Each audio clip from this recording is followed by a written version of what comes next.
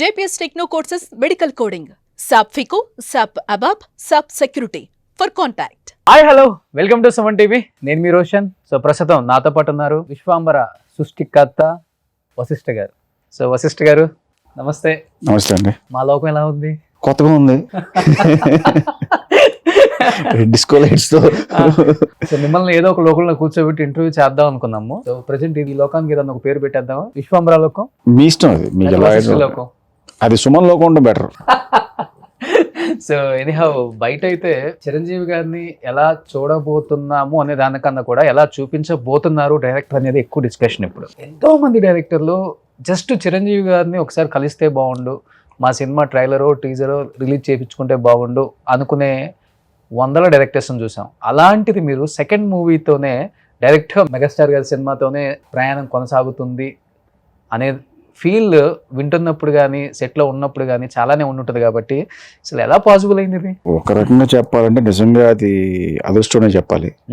ఎందుకంటే సెకండ్ ఫిల్మ్కి నాకు చిరంజీవి గారి లాంటి ఒక పెద్ద మెగాస్టార్, అంటే ఆయన్ని చూసి పెరిగి ఆయన సినిమాలు చూసి మనం తిరిగి ఆయన సినిమాలు చూసి కొట్టుకుని ఆయన సినిమాలు పాటలు కానీ చూసి అలాంటి ఒక మెగాస్టార్ అదేంటంటే ఒక డ్రీమ్.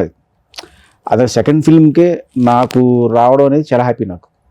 అండ్ క్లౌడ్ 9 అంటారు కదా, క్లౌడ్ 10 క్లౌడ్ 18 ఏదైనా అనుకోవచ్చు. ఓకే. సో ఎక్కడ కొంచెం కూడా నర్వస్నెస్ లేదు, ఫుల్ కాన్ఫిడెన్స్గా ఉన్నారు కథ మీద కానీ సినిమా మీద కానీ. నాకు సినిమా మీద క్లారిటీ ఉంది, 100% కాన్ఫిడెంట్గా ఉన్నాను. సో నేను మిగతా వర్క్స్ చేసుకునే పనిలో ఉండడం తప్ప అంతవరకే. చాలా తక్కువ మాట్లాడతారా వశిష్ఠ గారు? కథలు రాయటంలో సినిమాలు తీయటంలోనేమో దిట్ట, బయటకు వచ్చి తక్కువ ఏం కాదు, మామూలు జనరల్గా మాట్లాడతాను, బట్ కొంచెం రేర్ అంతే. చిరంజీవి గారిని కలిసినప్పుడు కూడా ఇంతేనా ఉంది? ఫస్ట్ అసలు ఇది కూడా లేదు, సైలెంట్. ఆయన వచ్చి ప్లే బటన్ నొక్కారా? ఈ సౌండ్ నాకు ఇక్కడ వినిపించేది. అవునా? నా సౌండ్ నాకు వినిపించేది, డబ్ డబ్ డబ్ డబ్. ఓకే. అంటే ఒక సడన్ గా చిరంజీవి గారి దగ్గరికి వెళ్ళి కూర్చొని కథ చెప్తున్నాను. చిరంజీవి గారిని దూరం నుంచి చూడడం వేరు, అవును. లేకపోతే చిరంజీవి గారి సినిమాలో చిరంజీవి గారిని చూడడం వేరు, ఫంక్షన్లో ఎక్కడ ఆయన దూరం నుంచి చూడడం ఇవన్నీ వేరు, కలవడం ఇవన్నీ. బట్ కథ చెప్పడానికి వెళ్ళినప్పుడు ఒక డైరెక్టర్గా నేను చిరంజీవి గారి కథ చెప్తున్నాను అన్న ఫీలింగ్ ఉండదు చూసారా. ఓకే. ఒక విపరీతమైన ఆనందం, అందులో భయం ఉంటుంది, మళ్ళీ ఒక టెన్షన్ ఇవన్నీ స్టార్ట్ అవుతాయి. ఓకే. ఎలాగన్నా ఓకే అవ్వాలి, బాసుకు నచ్చాలి కదా ఎలాగన్నా అని చెప్పి. కాళ్ళు వణికాయా ఫస్ట్? చేతులు వణికాయా? మొత్తం అన్నీ వణికితాయి, హార్ట్ గట్టిగా వణికింది, కాళ్ళు చేతులు ఉంది. ఓకే. హార్ట్ సౌండ్ ఇక్కడికి వచ్చింది, చేతులు కాళ్ళు వణకటం పెద్ద లెక్క. అదే అడిగా, ఏంటమ్మా చెప్పమ్మా అన్న తర్వాత, సార్ ఒక 5 నిమిషాలు సార్ మీరు అలా కూర్చుంటే నేను ఫస్ట్ రిలాక్స్ అవుతాను, నా హార్ట్ బీట్ నాది కంట్రోల్లోకి వస్తుంది. ఫస్ట్ ముందు నేను నమ్మాలి, నేను చిరంజీవి గారి ముందుకు వచ్చిన కథ చెప్తున్నాను అనే విషయం నేను నమ్మాలి సార్. ఓకే. అంటే ఒక ట్రాన్స్లో నేనున్నాను.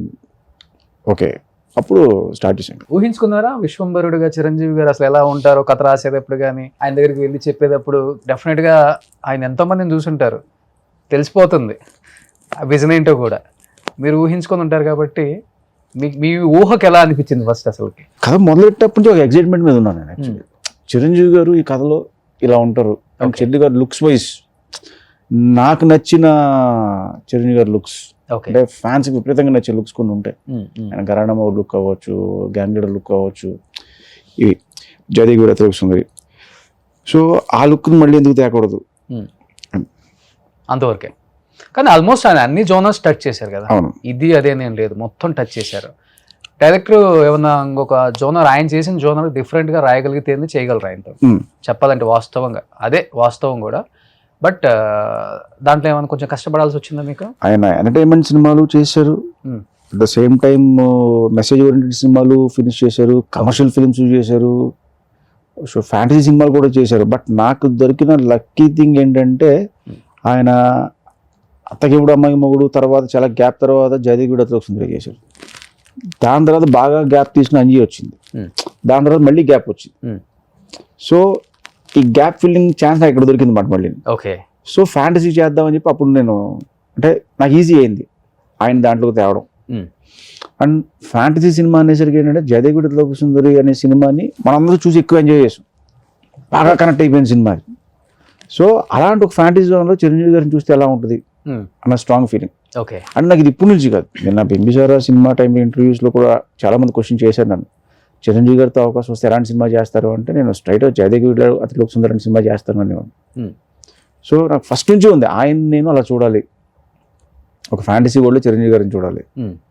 ఎందుకంటే ఆయన అన్నీ చేశారు, ఆల్ కమర్షియల్ ఎలిమెంట్ ఫిల్మ్స్ చేశారు, రుద్రవేణి ఇలాంటి సినిమాలు చేశారు. బట్ ఈ జోనర్లో ఏంటి, ఓకే, వాట్ ఇఫ్ జదిగూడ సుందర్లో అమ్మాయి అక్కడ నుంచి ఇక్కడికి వస్తే ఒక లైన్లో, అండ్ ఈయన అత్తగిముడు అమ్మాయికి మూడులో ఈయన అక్కడికి వెళ్ళారు. సో మళ్ళీ ఒకసారి ఒక కొత్త ప్రపంచానికి వెళ్తే ఓకే, అక్కడ ఈయన స్టైల్ ఆఫ్ వర్క్ ఉంటే ఎలా ఉంటుంది అనే ఐడియాతో స్టార్ట్ అయ్యింది. మీరు అన్నట్లుగానే ఇప్పటి వరకు చాలా మంది సోషియో ఫ్యాంటసీ తీసినా కానీ అన్ని లోకాలు చూపించారు చాలా వరకు. అవును. కానీ ఇప్పుడు విశ్వాంబరాలో మీరు చూపించబోయే లోకం ఇంతవరకు ఎవరు చూపించలేదు చెప్పాలంటే వాస్తవంగా. అవును, సత్యలోకం అదేనా? సత్యలోకం నేను మెన్షన్ చేయట్లేదు. ఇప్పుడు సత్యలోకం మీరు చూసారా? చూడలేదు. మిగతా లోకాలు మీరు ఏమైనా చూసారా? సినిమాల్లో చూపిస్తే చూడటం, మిగతావి. సో మనం విన్నాము, మనం చదివాము, ఎవరైనా చెప్తున్నాం, లేకపోతే మన పురాణాల్లో ఉన్నాం, మనకు 14 లోకాలు ఉన్నాయి. సో ఈ 14 లోకాలని మన డైరెక్టర్స్ అవ్వచ్చు, ఇంకా ప్రొడ్యూసర్ హీరోలు అవ్వచ్చు, వాళ్ళు దాన్ని ఎక్స్ప్లోర్ చేశారు. అంటే స్వర్గలోకం ఇలా ఉంటుంది, యమలోకం ఇలా ఉంటుంది అని చెప్పి దాన్ని కమింగ్ అంటే వచ్చే జనరేషన్స్ మారుతూ వచ్చిన టైంలో దాన్ని ఎక్స్ప్లోర్ చేసుకుంటూ వచ్చు ఇంకా బెటర్ వే. ఇప్పుడు రాజమౌళి గారు యమలోకాన్ని చాలా వైడ్లో చూపిస్తారు ఆయన. ఇప్పుడు మామూలుగా అప్పుడు దాకా యమలోకం అనేది ఎలా ఉంటుంది, దున్నపోతు అనేది ఉండి యముడు ఆ సింహాసనం ఉండి ఆయన కూర్చుని ఉంటాడు, చుట్టూ చిన్న ఫైర్ ఉంటుంది. దాని యమదొంగలో టోటల్గా మార్చారు ఆయన. హ్యూజ్ సెట్ వేసి సూర్యదేవుడు విగ్రహం పెట్టి దాని నుంచి అంటే ఒక కొత్త లోకం క్రియేట్ చేశాడు ఆయన. యమలోకంలో ఒక కొత్త సెటప్. సో ఇవన్నీ మనం చూసేసినప్పుడు ఇంకేముంది అని వెతికినప్పుడు నాకు సత్యలోకం ఉంది. ఓకే, సత్యలోకాన్ని ఇన్స్పిరేషన్గా తీసుకుని ఇక్కడ మనం క్రియేట్ చేద్దాం. సత్యలోకం ఎలా ఉంటుందో నాకు తెలియదు. సో ఆ సత్యలోకం ఇన్స్పిరేషన్గా ఒక కొత్త లోకం క్రియేట్ చేద్దాం, ఒక కొత్త ప్లేస్ కావాలి. ఓకే, అది విశ్వంబర. అట్లీస్ట్ ఇప్పుడు ఆ లోకం ఎలా ఉంటుందో చూడటానికి కనీసం వెళ్ళాల్సి వస్తుంది థియేటర్కి మేమందరం. 100%. అంతేనా? లాక్ చేశారు బాగానే ఫ్యాన్స్ ని, సినిమా లవర్స్ ని గట్టిగా లాక్ చేశారు. కొత్త లోకం చూపిస్తున్నారు కాబట్టి. ఎలా ఉంటారు అక్కడ మనుషులు? మన సేమ్ హ్యూమన్ బీయింగ్స్ మనలాగే ఉంటారు, కానీ చిన్న చిన్నవి ఏంటంటే వాళ్ళకి చెవులు ఉంటాయి, పొడుగ్గా అయిన చెవులు పెద్దగా మన అవతార్లో చూసినట్ట అనుకోండి. ఆ పొడుగాటి చెవులు ఉంటాయి. ఎందుకు అంటే దానివల్ల వాళ్ళకు ఉన్నది దూరం నుంచి ఏదన్నా ఆపద వస్తున్నా, ఏదన్నా ప్రమాదం వస్తున్నా కూడా పసిగడతారు. శబ్దాన్ని చాలా ఫాస్ట్గా పసిగట్టే ఇది. అండ్ ఇది మన కల్చర్లో ఉంది, యాక్చువల్లీ మన పురాణాల్లో ఉంది. ఓకే, ఏనుగు చెవులు అంటే యానిమల్స్ చాలా చూడండి, చాలా చెవులు ఉంటాయి. అండ్ మన పాత సినిమాల్లో కూడా చాలా క్యారెక్టర్కి చెవులు పెట్టి ఉంటారు. ఓకే, అండ్ తర్వాత అవతార్ వచ్చిన తర్వాత నుంచి అది ఎక్కువ ఫేమస్ అయింది. అండ్ తర్వాత ఇంకా మీరు సిరీస్లో ఏది చూసినా కూడా ఎల్ఫ్ అని చెప్పి వాళ్ళకి చెవులు ఉంటాయి కంపల్సరీ, అయితే కామన్ అయిపోయింది వాళ్ళకి.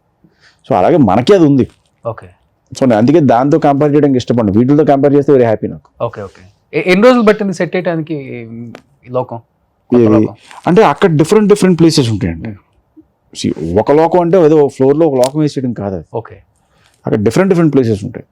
సో ఒక్కొక్క దానికి ఒక సెటప్, ఒక దానికి 3 months పట్టింది, ఒక దానికి 4 months పట్టింది, ఒక 2 months పట్టింది. ఓకే, అలా కంప్లీట్ విఎఫ్ఎక్స్ 60% 50% మనం బేస్ సెట్ చేసుకుని, మన ఇంట్రాక్షన్ వరకు బేస్ సెట్ చేసుకుని దానిపై నుంచి విఎఫ్ఎక్స్ క్రియేట్